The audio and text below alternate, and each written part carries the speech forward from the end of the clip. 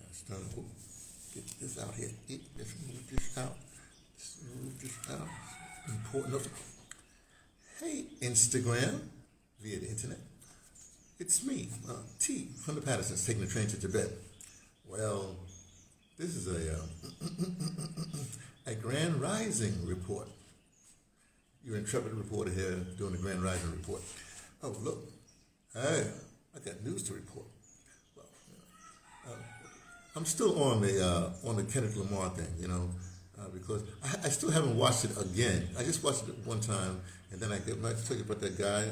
They had an analysis from this guy. Wrote it down here. I gotta write everything down, man. Let's just start writing everything. Bobby Foster, Bobby Foster, Brother Bobby Foster. He did a great analysis of the whole Kendrick Lamar halftime show, and I encourage everybody to go there. In the spirit of Tom Grassi, I don't know how that many listeners to. You should raid this brother's site. Bobby Foster. Check him out with his analysis. There's a lot of people who have other analysis, blah, blah, blah. But I think I like this, But I talked about that yesterday. But the reason why I bring that up is because I'm wearing my the red, the white, and the blue. See, that's all in there because of the American thing. But I'm not doing the Uncle Sam thing. I'm not doing the Uncle Sam thing. Forget that part. Okay, so, let me just clear up some stuff. Remember I told you that when I go to different cultures, then I try to find out my name in different cultures. Like when I'm in South Africa, when you first go to Africa, they want to name you something. Now they didn't do that to me in Senegal. I don't think they did. When I first went to South Africa, I went to Senegal. Door no return, Dakar, the whole thing. He went back again, went to the holy city of Touba. Nobody wants to change their name. But especially these tourist places, they want to say, "Oh, give you an African name." And so I promptly tell them, "Okay, whatever." There's like, I don't tell them this part, but it's like, 3,000 dialects or whatever language, whatever you want to call it, in all of Africa. So obviously your name, if they give you a name in one place, it's not the same thing. I said the essence of my name is Anthony is incomparable, no comparison, something like that. And what's more important, my last name, Sloan, is warrior. So whatever in your language means warrior, that's what I is, right? But so in South Africa, where I am, in Eastern Cape especially, it's a combination of a Sutu word and a Sutu thing and a Xhosa thing. It's called Lahote. I'm not even going to spell it for you because you have to look up Lahote House. Look up Lahote Hut House on Google Maps, and you can see right where I live when I'm in DeBrother. Okay, I'll spell it for you so you can look up your map. Ready? Capital L-I-K, capital K-R-O-T-I, then it's Hut, H-U-T, house. Look up Lahote Hut House on your Google Maps, whatever have you, Southern Africa, and you'll zoom. You'll say, hey, that's where the brother lives when he's in DeBrother. Oh, I'm not going to tell you where I live when I'm in Gubeva with my wife. That's private. Anyway, right now I'm in Southern India. And because I'm in Southern India, my name is Vishwakarma, right? Now, when I do these things, I have to always do the numbers. Now the number for Vishwakarma, each letter, like V is a 4, I is a 9, I is a 9, S is a 1, H is and it adds up to 45, and you reduce it to a single number, which adds up to 9. 9 is a spiritual number. Well, 7 and 9, don't matter. It's also a complete number.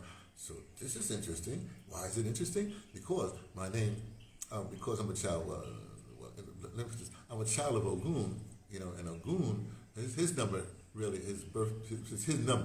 his day is June 24th, okay? 24 and June 6th, 6 and 6 is 12, 1 and 2 is 3, and that's one of my numbers, you see? So it all works out when you do your whole thing. I did the white word at one time, that's mine too.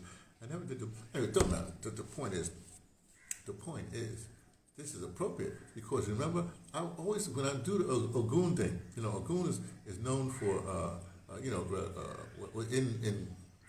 in Yoruba, its color is blue, right? And in the Kanabla situation, his color is blue and white, right? But when it comes to when the strain comes up through Cuba into North America, his colors change to red, black, green. And green. So all this stuff makes sense to me. I look at certain things. But so I'm happy with it. But the main thing of Vishwakarma is about the architect. Now, in Yoruba culture, a little unbeknownst to a lot of people, Goon is really the warrior guy with the machete and the grass skirt, right? And also because of the iron, whatever the metal and equipment, steel, it also has a medical connection. See, when I was in the Air Force, I was a medic, so that see that worked out well. And I did some warrior things.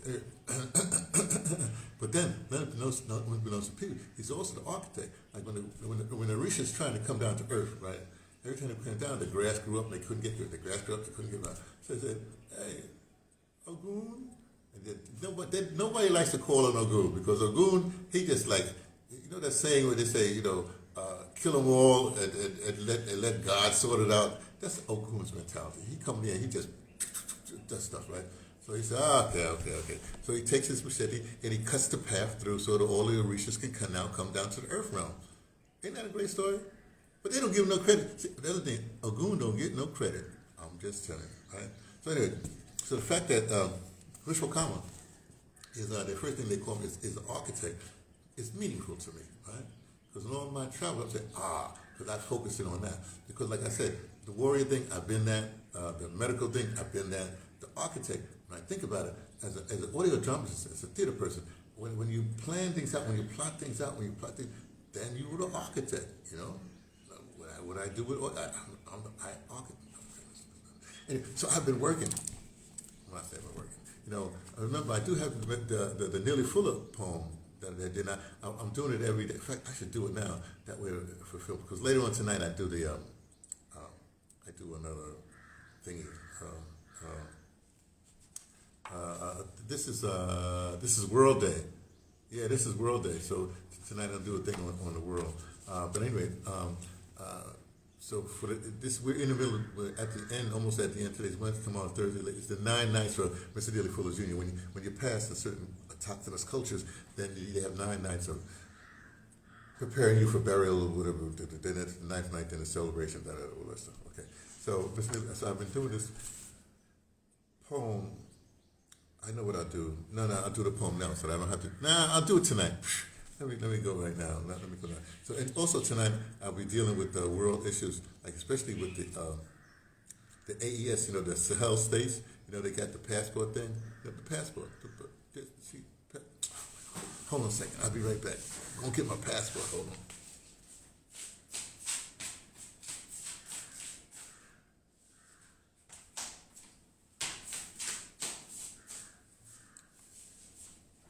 Passport. Passport.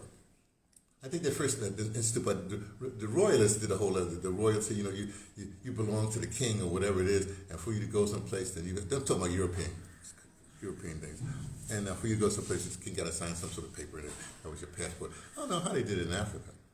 Maybe I should look that up. No, I'm sure they didn't have no books that would say, hey, you got to get permission. You say, hey, we got to go over there. You just go over there, because there was no countries like that until the European came and carved up and made these countries. But now they got a country that have to pass. Anyway, the Sahel states got a passport.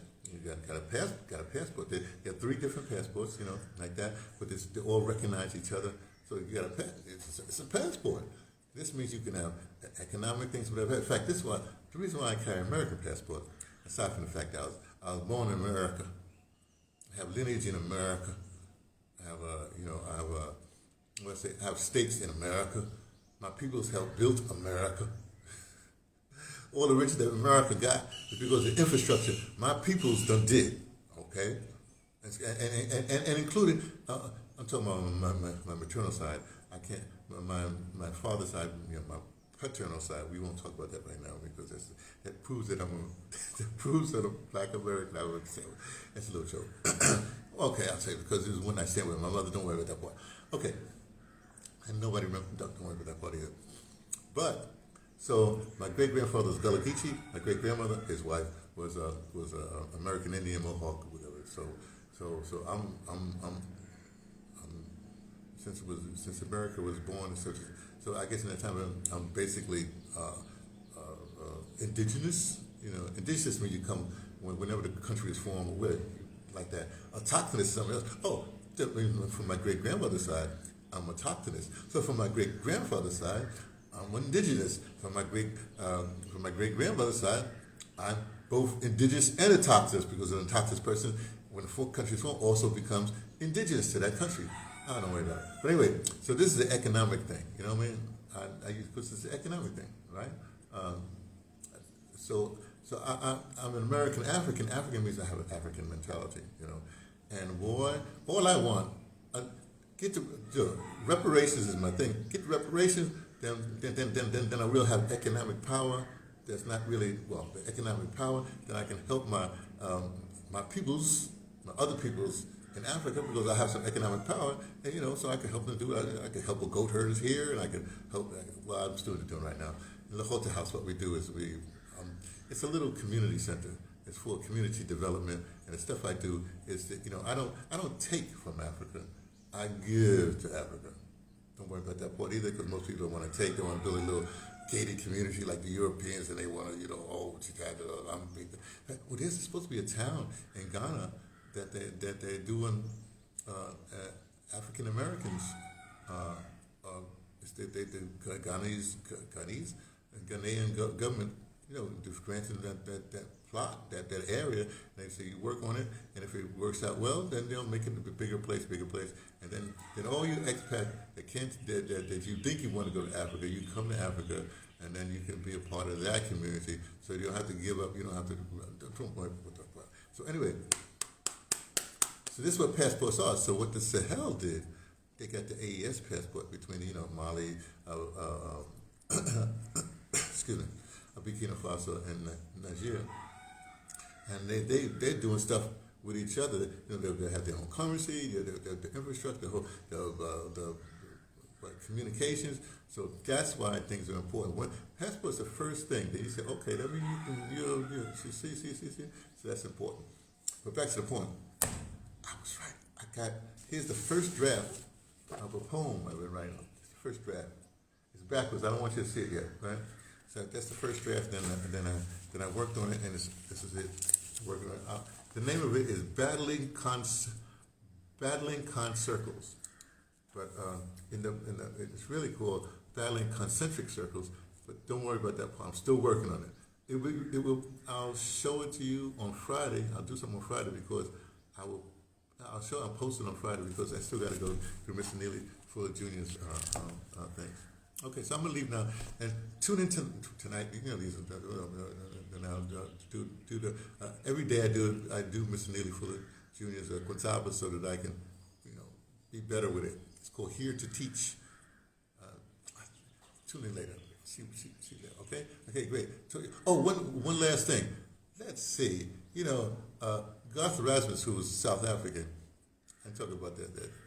Anyway, he always gives me a light.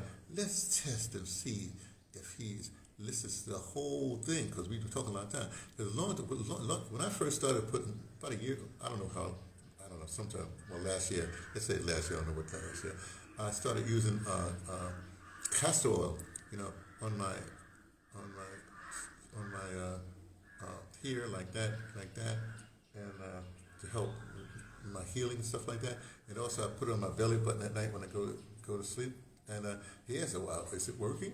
Well, yeah, it's working. It's like any real remedy from the soil. It's got to work, but I think it's going pretty good. So it works with the eye thing. Really nice. So you put it on your eyebrow, and maybe your eyelids like that. Maybe you come down there. And then sometimes you're supposed to rub it on your neck like that. And you're supposed to put in your belly button. Then you go to sleep. Oh, don't snore. Oh, that's the other thing. I gotta send something to David, man, because his breathing. His breathing. I gotta send something. Anyway, that's it. I gotta go. Talk to you later. In fact, I'm going to the beach. It's sun has risen. Hey, shout out to Blue Light Brigade. Forgot to shout you out, because we've been talking from Blue Light Brigade, and it should just been sunrise. So I'm going to I didn't tell you there's a beach over here. Maybe I'll take some pictures. Hey, look at that. See, sunrise. Talk to you all later. Bye.